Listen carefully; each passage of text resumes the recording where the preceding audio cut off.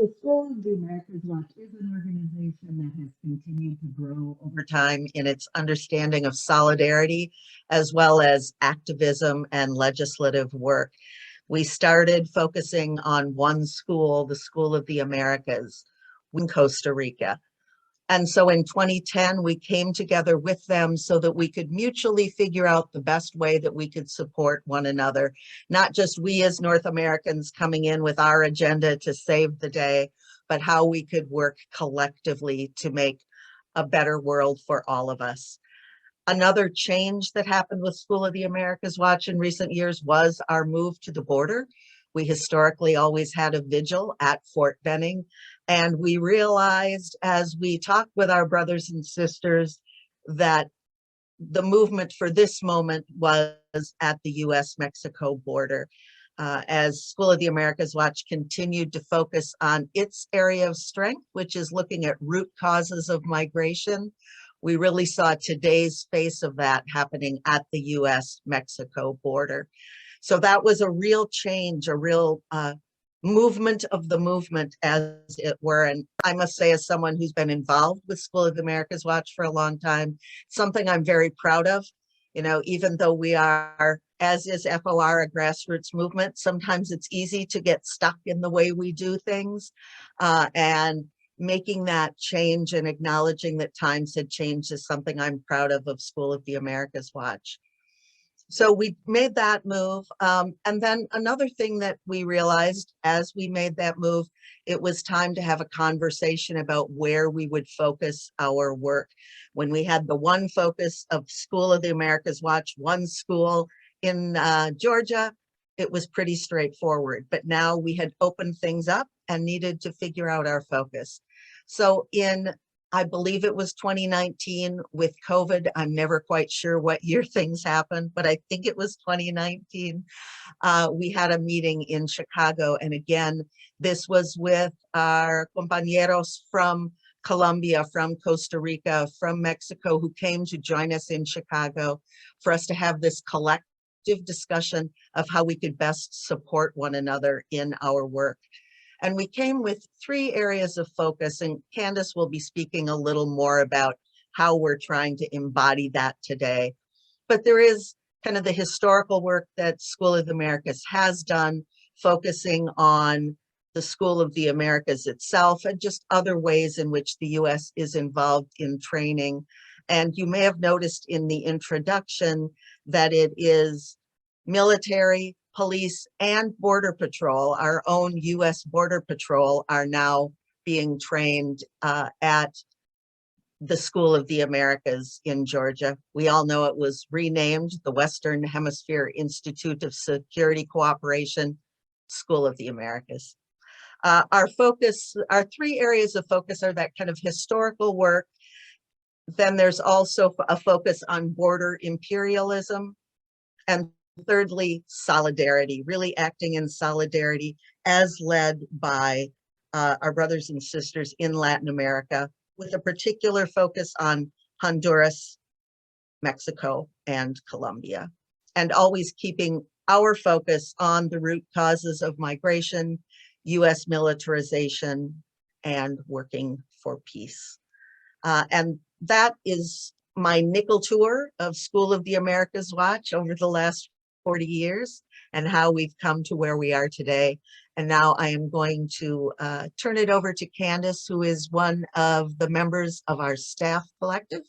And Candice, you can introduce yourself a bit and speak to the work that we're doing today. Thanks.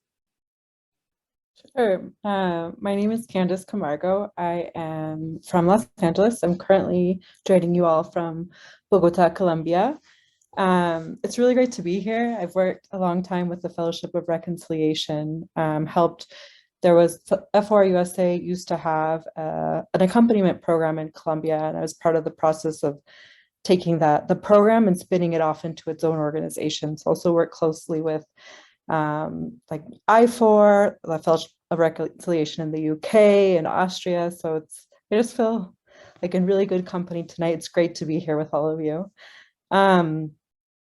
So kind of just, let's see, well, let's like take the first area of our work, which is kind of like our historic area of work, looking at the U.S. training of more than anything. It was military and police that came from other countries to train at the School of the Americas, or now WINSEC. Hold on one second. I'm going to take my headphones off. Sorry about that. It was kind of like reverbing in my own head. Anyway, so we have continued to do that work of looking to see, okay, who's being trained by the United States, these notorious graduates or instructors, are they carrying out human rights abuses in the countries that they're coming from? And the answer is yes, but it's a lot harder to track now than it used to be, because after the School of the Americas became WINSEC, there's like, a legal battle back and forth about whether or not we can continue to get the names from them. But ultimately, they decided it was too risky for the people that were graduating from WINSEC to have their names given to us, because we posed a threat to them rather than them posing a threat to the people in the countries where they were going to return to. And granted, like, School of the Americas and WINSEC, they literally are taught civilian targeted warfare. They're taught how to wage war against their own people. So it's interesting that we pose a bigger threat to them than they will do to us or do to their own people. So that's something we continue to do. It takes a lot more research. And we're still trying to figure out ways if it is possible for us to either convince them or win a legal battle somehow, to get the school to give us their names. I mean, they literally on Facebook will broadcast graduations, and sometimes we're able to like get the names of, during their graduation ceremony on Facebook Live of, who's graduating there. So how dangerous is it really for us to have their names if they're broadcasting it on Facebook? But that is something that's really important that we continue to do. Another thing I guess would be, historical memory is really important for people in Latin America. So, the past is present, and it's important to like always, remember our martyrs, lift up our martyrs, and never forget. So, things coming up like March 24th is the anniversary of Oscar Romero's assassination. So it's important for us to, lift that up, remember that, and remember that, he didn't die in vain. And that the struggle that we have today and the work we're doing now is, building off of the work that he was doing then and that Compas were doing then. So that's another big part of our work. I think,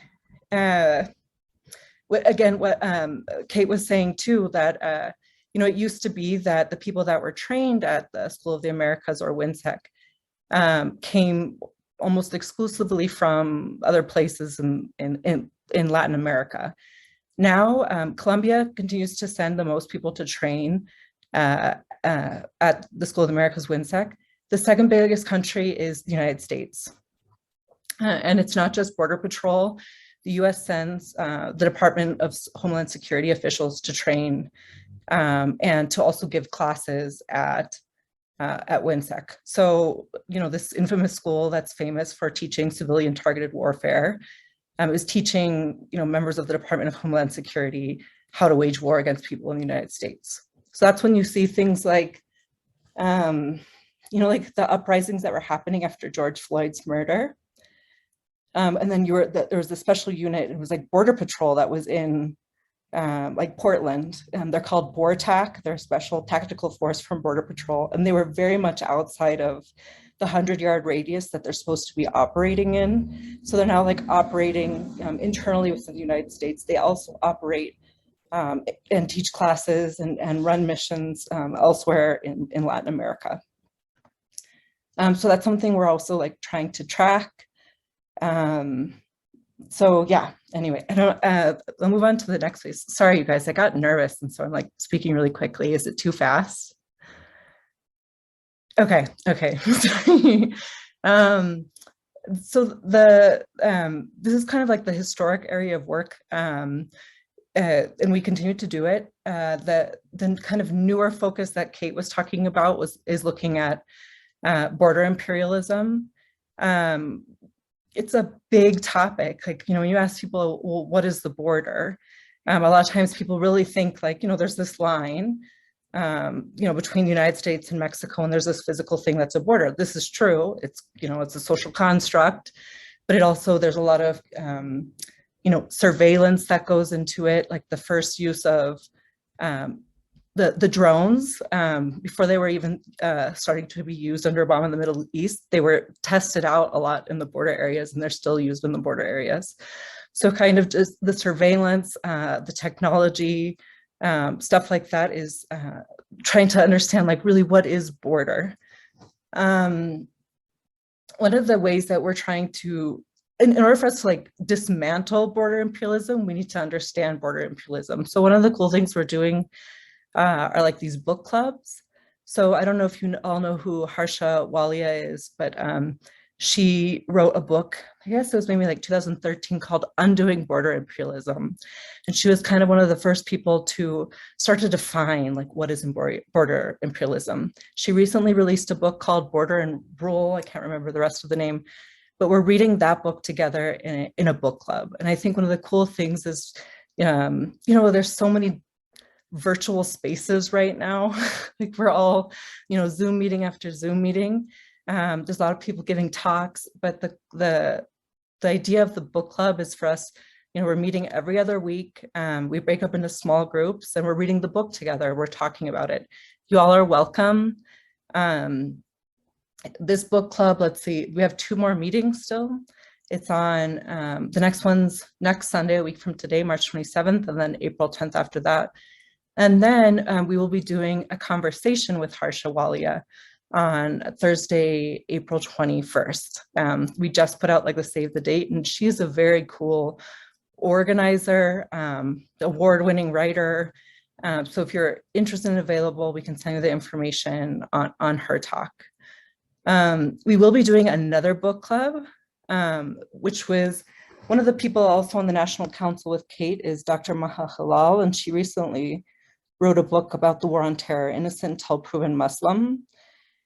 And that I think is probably going to be our next book club, maybe starting in June. And one of the things that we're interested in doing is, with like the School of the Americas, initially sort of the rhetoric around things was, anti-communist, right? All the, the civilian targeted warfare was of like targeting their own people who they identified for whatever reason as communists and as a threat to, national security or the well-being of, the state. But now the rhetoric has started to change post 9/11. So even in WINSEC or the School of the Americas, rather than being anti-communist, everything is anti-terrorist, right? So even here in Latin America, like people that are land defenders, community organizers trying to take care of, river and water and life and land, they're oftentimes called eco-terrorists and deemed a threat to the, development or progress or the well-being of the state. So kind of, part of the book is to understand the connection a little bit, the intersection between, the war on terror, the creation of an indefinite, nebulous war, and a war that, has a very porous enemy that can be altered depending on what the state needs to do to justify their own violence, to justify state violence, if that makes sense. So that will be, I think, an exciting opportunity if you're all interested in reading. I think Dr. Halal will also be part of the book club. So it's cool to be part of a book club where the author's there on part of it. Let's see, I'm trying to think of some of the other things. Another thing that has been really important for us is we work a lot with the Border Patrol Victims Network. So looking at people that are forced to migrate, and we'll get into that, like our strength or our niche as SOA Watch has a lot of time been the root causes of displacement or the root causes of forced migration. But a lot of people that are forced to migrate, the US has, it's not a policy, but it's a strategy. It's called prevention through deterrence. And the idea is to force people through the most most like deadly parts of the Sonoran Desert, because it's, it's one, it's like there's a lot of violence. Two, it's like there's no water, it's very hot or it's very cold. And people, the likelihood of dying through that patch of territory versus like other routes to the US is higher. So the US intentionally not only like creates economic policies, or we have different foreign policies, and we'll get into that into a second, but that uproots people and forces people to migrate. But when people are forced to migrate, they're funneled intentionally through the most deadly parts of the desert. Then they're met in the US, they're criminalized, they're stigmatized, they're jailed, sometimes even murdered. So it's trying to like look for us at like all the different steps of when people are forced to migrate, to what happens when they like, can they seek asylum or not, things like that. We're trying to work on that more holistically, but our niche as SOA Watch really is the root causes of migration. So then going kind of to Kate's point a little bit about like solidarity. So one of the things that we have been asked by our compas or our partners, community-led movements in Latin America, is really trying to connect more the militarization with the forced imposition of the neoliberal model in Latin America. So it's like, militarization doesn't just usually happen because, yes, the US loves war. It's very, you can get rich off of war, but also what oftentimes like we're looking for is to, privatize land, support companies that will build dam and sell electricity to the US, or like, sell cheap products to the US. So yeah, trying like in our work to make more of the connection of what happens when the US is either training military or funding like militarization, and how that's often connected to large scale economic projects. There's in Honduras, we've worked a lot with an organization called COPIN. They had a very famous feminist indigenous leader named Berta Cáceres, who was murdered in 2016. And she was fighting the construction of a dam, the Aguas Arca Dam in Honduras. And she was actually murdered by people that were trained at the school. The intellectual authors of her murder were, two of them were trained at the School of the Americas and another one at West Point. So just understanding the connection between, the training, the funding, and then the threat that poses to people who are defending their communities and defending the land in Latin America. So let's see, I'm here in Colombia, and we actually are, one of our closest partners in Colombia is the Fellowship of Reconciliation. But it's the peace accords that were signed at the end of 2016 have essentially all but failed. The country has become a lot more violent than even prior to the signing of the peace accords. Colombia is like the most deadly place to be either like an environmental defender or a human rights defender. In fact, like Frontline Defenders and Global Witness are two organizations that kind of like calculate the murder of these defenders across the globe. And I guess the last report came out in 2021, and it was of 2020, and Colombia had more than half of the global total of human rights and land defenders killed in the entire world. There's like, for us, it's really important to note that, the United States, the biggest ally in the Americas is probably Colombia. In terms of, Plan Colombia and the amount of money that has been invested here, Colombia is a really important ally for the United States. Everything going on now between, with the Ukraine, earlier this month, the United States dubbed Colombia, how do they call it? Oh, a major non-NATO ally.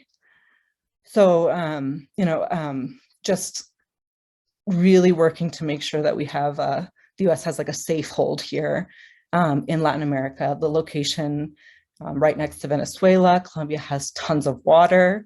It's the second most biodiverse country in the world, and the US is not going to lose Colombia.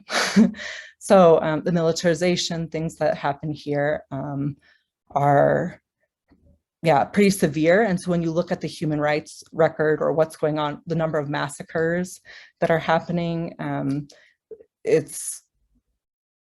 there's definitely a connection to the United States. The amount of impunity that happens here, the amount of coordination that happens between the US supported and funded military here and paramilitary groups that are threatening people and displacing people and accompanying corporations to take over land from people who are displaced is, the US is, we have blood on our hands here. So I don't know, I guess like that was sort of all over the place, but our team is really small. So there's just myself, I'm usually in the United States, sometimes in Colombia. We have Pablo Ruiz, he's from Chile and he's based in Santiago. Brigitta Genther she's an amazing researcher. Brigitta, she's a kind of one of those people that has a very almost like low profile, and she just writes, like brief after brief after brief. She's awesome. She's based in Guatemala, but works a lot in Honduras. And then we have Lulu Matute, who is Honduran and based in the Bay Area, and is a very cool organizer as well. So I guess the most exciting thing I could probably share with you about our work is that we haven't been public about it yet, but right now we're currently, Lulu and Brigitta are actually on a delegation that's going in Honduras. People from El Salvador are going to be joining the groups in Honduras, and we'll travel also to Guatemala, but it's with different members of Congress. Let me see, I think I can tell you a little bit about who's there. We're not yet public with it for security reasons about like having members of Congress on a delegation in Central America. But Ilhan Omar is there, Chuy Garcia, Cori Bush, Jamal Bowman, and there are a few more aides. But one of the motivations of organizing this delegation was to get people in Congress to have a better understanding of what the root causes of migration are. So, the economic policy, free trade agreements, the dams, Aguas Arca, where Berta Cáceres, which she was killed fighting against, Jilamito, which is another dam that they're trying to construct in Honduras. And actually the Treasury Department, there was like involvement in potentially funding part of the construction of that dam, but that was paused last year, which was great. So, hopefully if they're able to meet with people and understand that, it's not just like, things aren't good in like different places in Central America. And so people are looking for the American dream by migrating north. They're literally dispossessed. They're forced from their land, whether it's through armed actors, stigmatization, different threats. A lot of people that are like organizing against these large-scale economic projects, they are, there's like judicial mock-ups against them. A lot of them end up jailed for protesting. And they're basically just trying to keep their, communities together. They're trying to make sure that they still have water, that they can still grow their crops. So it's really exciting that we'll have the chance to, deepen this work, and that there will be members of Congress who will have a clear understanding of what's going on there. Because so far that actually has been pretty limited in Congress. So we're excited to be able to deepen that, and then look for advocacy opportunities after. And we're working in a coalitions, which is also really important when you have these really big objectives. Like, we can't do this alone. So working with partners in Latin America, and also organizers, organizations like FOR in the US and elsewhere, which is exciting. So I would just say, Candice and the team, as she says, it's a small and mighty staff collective that are sort of the the points on our work. Obviously, we are a movement and look to involve people in opportunities. We do hope that this delegation will lead to some legislative opportunities that we can definitely hope to have people involved in. We are doing things such as the book clubs as a way to connect and educate ourselves. And then we do hope to have an in-person gathering this fall.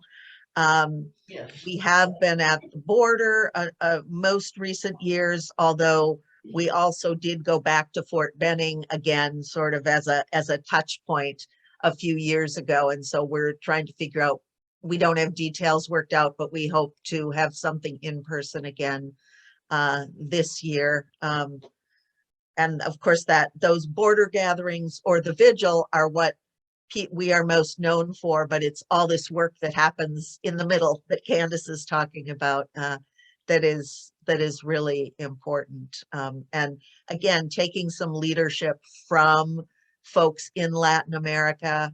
We did have a presentation not too long ago from 4 folks in Colombia who were, Candice, maybe you can speak a little bit to this. I just find this very interesting and it's very timely given your current presence in Colombia.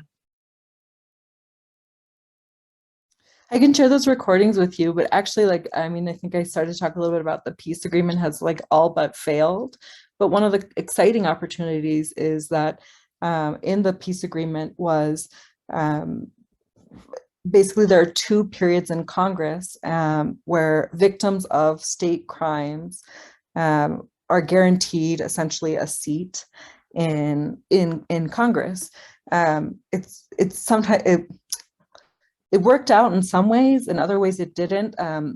You know, with FOR, we did this with this webinar working with an organization in Colombia called Compass, and 2 actually of their candidates who are famous like leaders of very emblematic struggles here in Colombia, both of them got seats in Congress.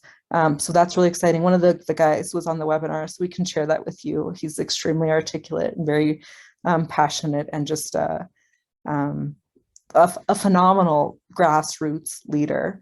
And there are problems like, you know, there's a lot of corruption, you know, getting people like that were allowed to vote in the areas that were most affected by violence during, you know, the internal armed conflict is hard. You're talking about people who have been displaced, like they can't even get back a lot of times to the place where they need to go to vote. The security conditions didn't exist.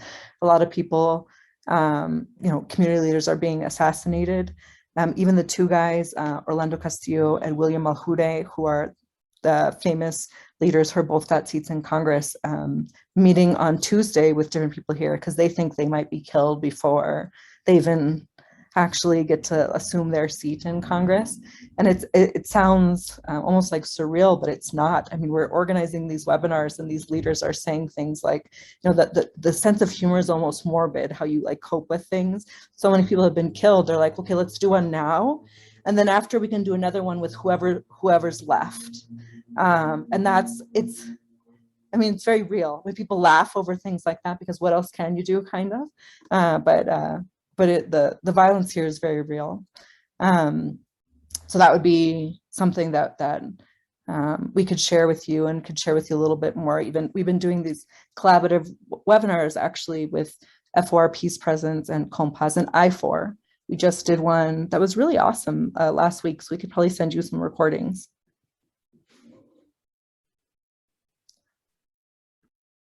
And I don't know how you usually run things. I see hands up. Does one of you call on people? I mean, I think we'll sort of wrap up with what we're presenting and then glad to provide details in response to questions, or there may be things we realize, oh, we wish we would have said, and then we'll add that. How do you? Now we're on mute. Okay. First of all, Candice, I am just so grateful to you. Here you are, such a young person with so much of life supposed to be ahead of you, and you are in such a dangerous place and you are smiling Thank you, thank you, thank you, thank you for what a wonderful example you are of having hope that this seemingly complex and impossible injustice can be addressed. If I remember correctly, President Obama immediately outlawed torture when he came into office, and President Trump immediately allowed it when he came in. Is torture now allowed as part of our policy? Because it doesn't make sense if it is illegal for us to torture, that we would be allowing this School of the Americas to continue to teach it.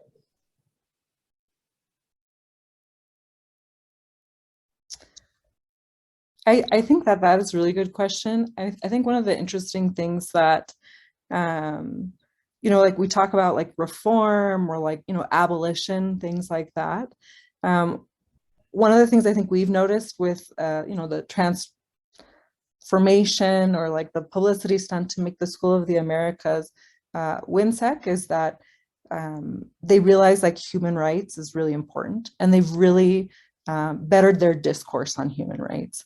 So I think that, you know, if we were able to look at the manuals and things like that they're using now, and sometimes they actually invite people from, you know, the movement. I think they actually reached out recently to the Marinols, trying to get them to sit in on classes and almost like legitimize you know, saying we're not doing anything bad here. If people decide to like use this knowledge to abuse human rights in their country, that's not our fault, that's on them. It's a case of a few bad apples. So I don't know if they're teaching like torture the same way that they, you know, used to as the School of the Americas. They literally had manuals teaching people how to torture the civilians. But it definitely happens.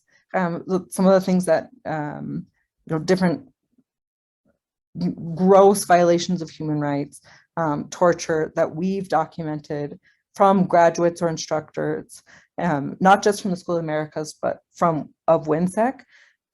Whether we can say they're explicitly teaching that, maybe we can't, but the graduates and instructors of WINSEC have been implicated in, not just anecdotally, but legally, torture. So there is definitely a connection there. Another thing is, one of the reasons we definitely want like the School of the Americas, WINSEC, we want it closed, but there are so many institutions now. And Colombia, for example, this long partnership with the US and the history of sending so many you know, security forces to be trained by the US. Now Colombia does actually a lot of the training, you know, supported by the US. So then the US kind of has like a little like diffusion of responsibility. So they're like, oh, we didn't really do that. Colombia did that.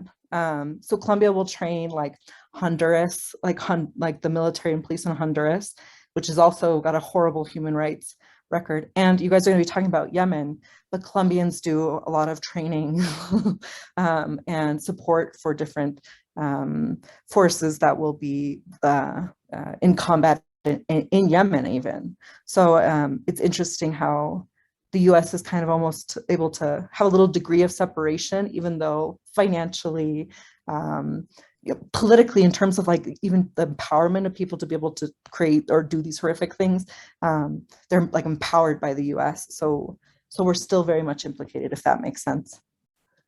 And I think I would add to that, while we've cleaned up our language and even the manuals around torture, I think we're much more explicit about sort of civilian targeted activities that are being trained there that are clearly directed against a domestic population.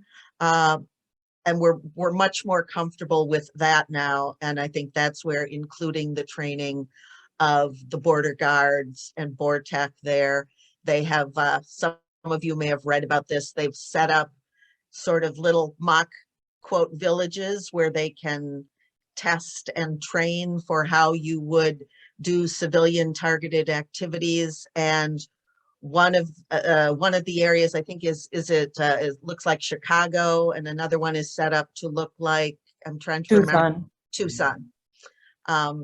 So on the one hand, not the explicit torture, but in terms of the kind of managing your own population approach, we're being a little more overt about that.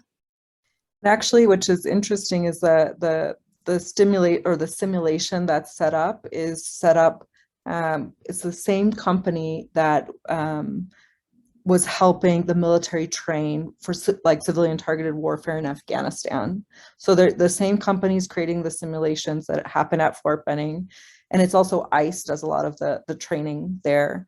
And they have, like, you know, mock-up of, we could send you the videos. It's surreal. It's like a video game, or they can go in and you know, practice blowing things up or shooting people in what would look like Chicago or Tucson. And then, you know, they reset it up and new trainees come in and they do it all again. But they're preparing for civilian targeted warfare, like Kate was saying, in Chicago and Tucson. Something that you said, Candice, caught my attention, which is the shift that I was aware of away from communism as being the big enemy that we have to fight, to terrorism and the war on terrorism. And I say that because one of the things I did working on Iraq and the sanctions against Iraq and the bombing against Iraq, which of course was an illegal war that had no UN approval, exactly the same as Vladimir Putin did. But our man, the President of the United States, what's his name? George W. Bush, invaded a foreign country without approval from the United Nations.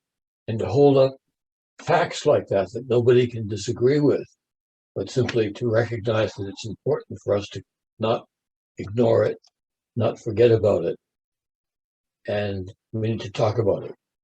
One of the things I did, which may be useful to people, maybe to some of you people, is I went early on to go speak with our legal advisor, not legal advisor, our legal representation in this country, in America, Kate Flaumer, responsible for Western Washington. And I asked her, would she prosecute me so I could get this into a court of law? She said, I won't do that for you. I eventually got what I wanted. But she understood when I asked her, she said, what else can I do for you? And I said, I'd like to know the legal definition of terrorism. So if we're going to fight a war against terrorism, we have to know what it is legally that is the crime. Well, I was really happy when Kate Flaumer left office, so she felt she could take this act of courage by writing an op-ed in our newspaper. Now the paper is a major paper, but it no longer publishes here, the Seattle Post-Intelligence PI. And to make the story short, which I sometimes fail to do very well, thank you for the laugh, Kate. What I lost the train of my thought being so Kate Flaumer, the federal attorney for Western Washington, so a significant legal voice from the side of the government, wrote an op-ed piece in which she said, effectively, the United States committed terrorism on a huge scale in Iraq. And to have that coming out of the voice, not of some activist, but from the legal representative of the United States government, was significant. And then another man who lives in the United States, who's a very good writer, took the 30 posts, one a month more or less, that I had done about the issue of terrorism, about what we did to Iraq, and how that can compare now. You could compare that with what Putin has done to Ukraine. And the Ukraine conditions are so much smaller in terms of just the sheer numbers of people that have died from our terrorism against Iraq, and is all documented in this couple thousand word article that he wrote. So if you or anyone else wants to try and use this in any context about terrorism, I think it's an effective tool. So you can get that at IraqiKids.org, and it's the lead story of only a few thousand words, and then you can go search for supporting evidence. I try everywhere I make an accusation or concern something that I can back it up with some facts, like what is our legal definition of terrorism? Because we have political leaders who throw the word around as if it could be anything that they say it is. I think a mayor of, maybe it was Portland, Oregon, the mayor of some city said, it's terrorism. We have people in this country, believe it or not, who give away free food to homeless people. And that's an act of terrorism, he says. He doesn't have to back him up. He just throws the word around. So that's the state. We need to clean up our intellectual responsibility in our country and be effective by knowing what we're talking about. I put that on the table for you folks. Thanks for letting me go on a bit. And thank you, Candice, for your work, and you, Kate, people that have stuck with this for a long time. I think the use of language is really important, and and I think for us, right now it's the root causes of migration, which is a term that the president has started to use, and they mean something very different than we do. And so really trying to claim the terminology and to be clear about what we mean with our terms is really important.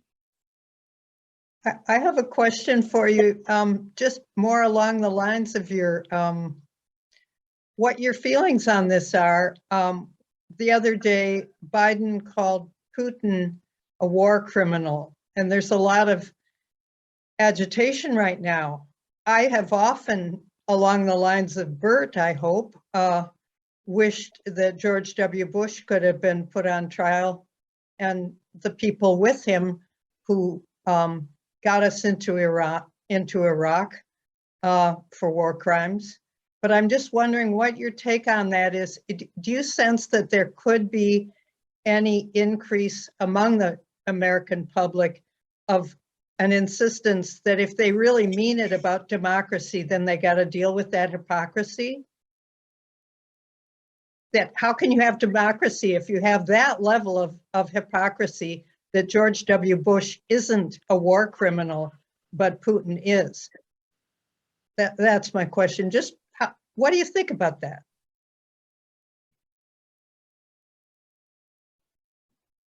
I think that's such an important point. Like, I think one of the things like the United States is like, we always like, there's such a rhetoric around like US exceptionalism. We are the police of the world. We're the good guys if anything happens to us, because people they're wanting to take away our freedom or liberty, and like it's I agree with you wholeheartedly. It's really interesting to watch like China writing all the human rights reports on the US and things like that too, to say like, you guys aren't, like, we might not be great, but neither are you. I do think that myth of like, the American dream or US exceptionalism is starting to crumble. And I think,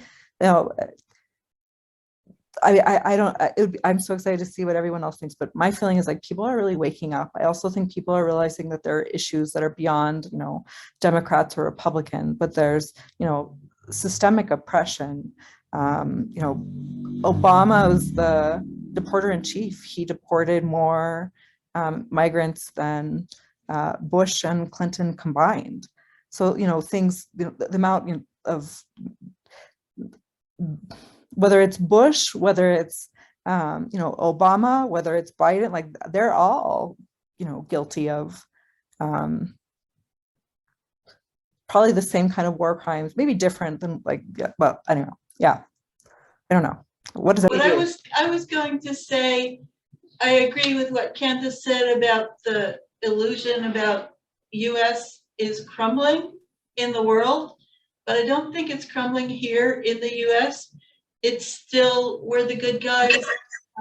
We believe in, we would never hurt civilians, collateral damage, but we didn't mean it, so it doesn't count. And, you know, I don't see any sign that public opinion in the US is getting any more realistic. Like there's this collective amnesia about all the bad things the US did in Afghanistan and Iraq and so many other places before those wars.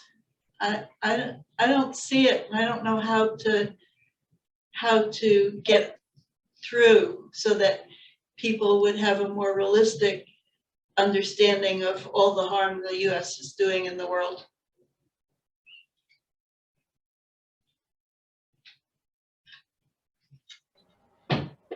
Oh, listening to you, Jean, I just want to say we desperately need a trial, you know, because just thinking about what you just said, that, you know, domestically, there's still this myth of our exceptionalism. And yet, I mean, what School of America's Watch, the work that they do, it just exposes how untrue that is, since we're training, specifically training not only foreign forces now, but ourselves for domestic terrorism. And I just think all of those facts need to be laid out in court or in some kind of a forum where all the facts get laid out and you have to knock them together. Do they add up anymore? But where will that happen? I don't know. One possibility from what you said, Candice and Kate, was if some of the members of the squad come down and visit with you, can they hold hearings in the committees that they're members of in Congress? Do you feel like you can encourage them? Because sometimes Senate hearings, House hearings are places where some of these contradictions can be brought up, and now they aren't so isolated. I mean, they have more people on the squad now. And also, just recently, Pramila Jayapal and Barbara Lee came out with an alternative vision for US foreign policy. It was a bit late, but anyway, it was still a step in the right direction. So one of the things I'm encouraging people to do here, and I'm trying to do it myself as much as I can, is to really encourage any progressives in Congress to support a progressive foreign policy, or else just don't call yourself a progressive.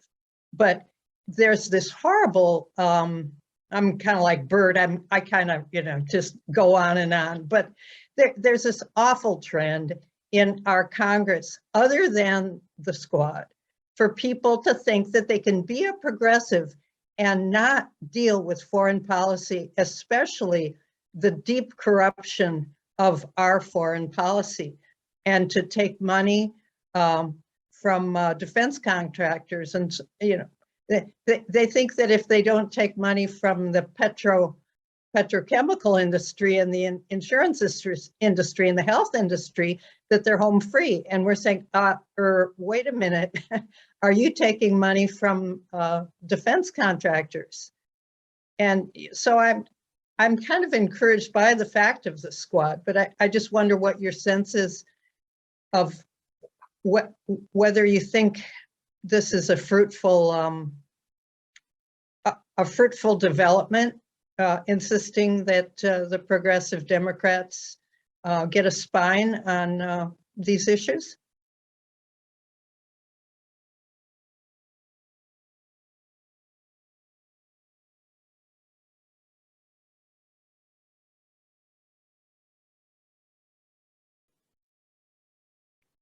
I think what you say really makes sense, Mary, and I think I'm hopeful that as we're having more dialogue with some of these legislators, that we can start to raise these things up again in terms of really having some sort of a legislative impact. Because that is one of the places in our American democracy, such as it is, that we can kind of raise these things up. And our foreign policy is something that, as you say, a lot of folks don't even touch or think about. And so if you're not thinking about foreign policy as well as domestic issues, it's hard to say that you're progressive.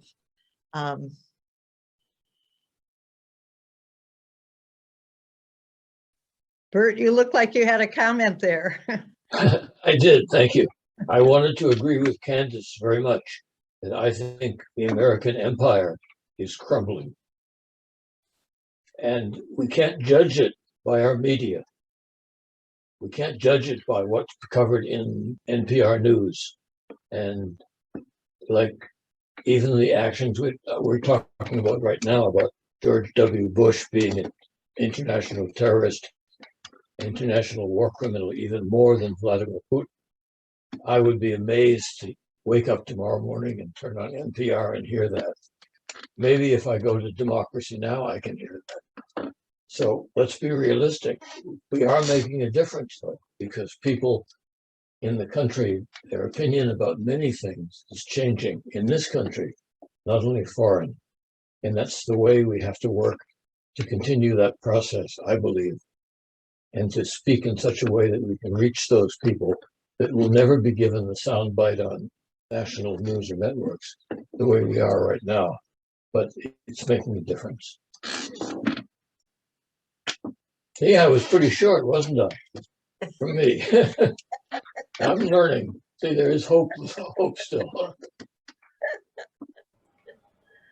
Well, I wanted to change to another subject. Do you know anything much about training military or police or whoever from other continents? I heard that there's some evidence apparently that the recent series of coups across Africa, that all those coup leaders were trained by WINSEC.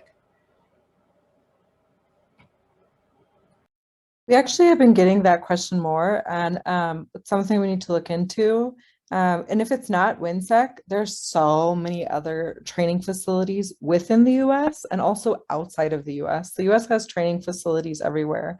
So like the growth of AFRICOM, just everything that's going on there. I can't say exactly where people are being trained, but I would be shocked if it wasn't happening. But it is something that we need to look at, and actually journalists have been writing to see, so it would be important to look at more. And I would be shocked too if like people that were either instructors or graduates of School of the Americas or WINSEC somehow aren't involved. If it's not at Fort Benning itself, they've got to be involved somewhere in the training of either mercenaries or different security forces in Africa, the continent of Africa.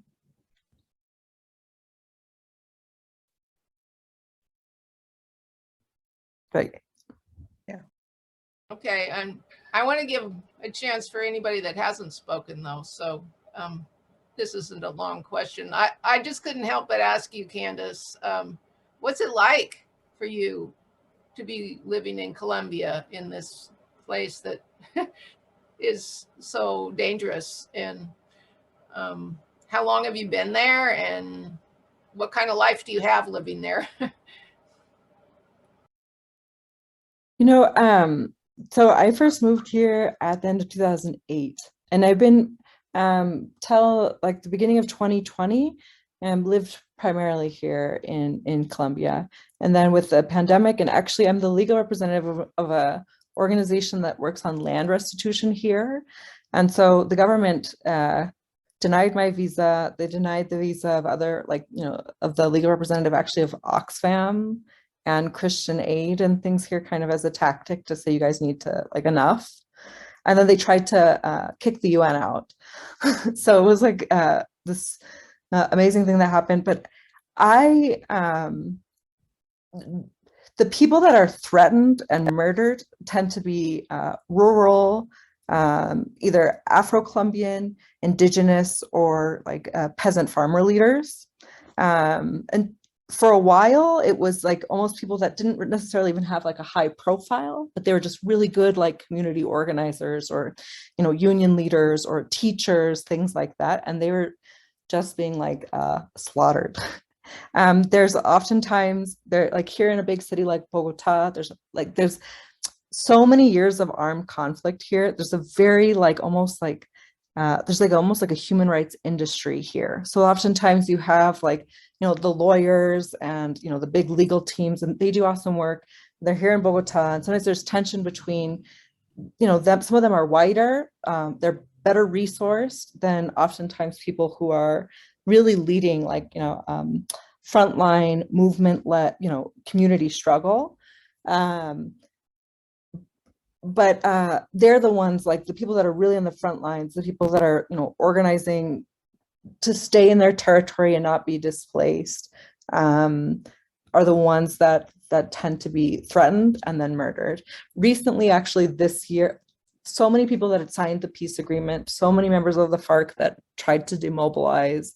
And then this year, I would say like a few actually like pretty famous, like, you know, pretty like well-known human rights kind of defenders were killed. So kind of it's this political costs of things like that happening seem to be lower, and that's really scary, because before you thought if, you know, people had a higher profile, the political cost of something happened to them would be too high for like an armed actor to take action, if that makes sense. But it doesn't seem to be the case right now. I don't personally feel like if I'm in a rural area, I'm white. So I mean, like my dad's Mexican, I'm a white Latina, but I mean, I don't look like a rural Colombian, and you know, wear your vests and things like that. I feel safer than, you know, my compas and friends who are you know, definitely the target of the political violence here. And their activism and their organizing and their vision is so powerful and such a threat to the neoliberal model, to US empire, to, you know, development and progress. Like, yeah, I mean, and people like the whole like idea of like hope being like a, you know, a practice. I mean, they have all the reasons to not be, you know, hopeful, but, you know, like to the very last breath, like they're doing this for their family, they're doing this for their future, and they're doing it for us too. Like whether we want to believe it or not, like, you know, like the environment, like climate change is, you know, human caused climate change, right? If they oftentimes are like, we're fighting for you too. So yeah, anyway, I'm all over the place, but I really appreciate living here. I've learned a lot. Nothing's perfect, right? I don't want to say like, you know, romanticize it like, wow, this is great. But in terms of like intersectional struggles, I've learned a lot here. In the US, sometimes like we tend to silo things. Like, you know, I'm a Palestinian solidarity activist, or I work with Latin America, like solidarity. But here it's more like whether you're a union leader or, you know, environmental activist, or, you know, Afro-Colombian activist, like you know, class, racism, it all gets mixed in. And I've learned a lot about how they struggle here, how they organize. But yeah. And I also, like Kate and I just want to say, like, shout out, like, I do think sometimes, like, I was talking with friends, like sometimes people just get old and sometimes people become elders.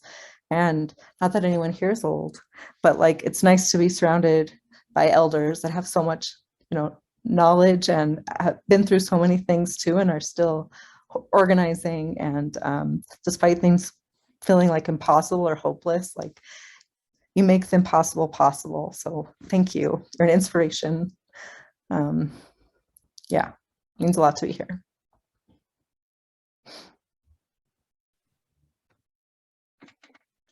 And I think those are our perfect final words. We've been honored to be here with you this evening. We will keep you apprised of ways that you can be working with us as we all find our different ways to keep ourselves living in hope.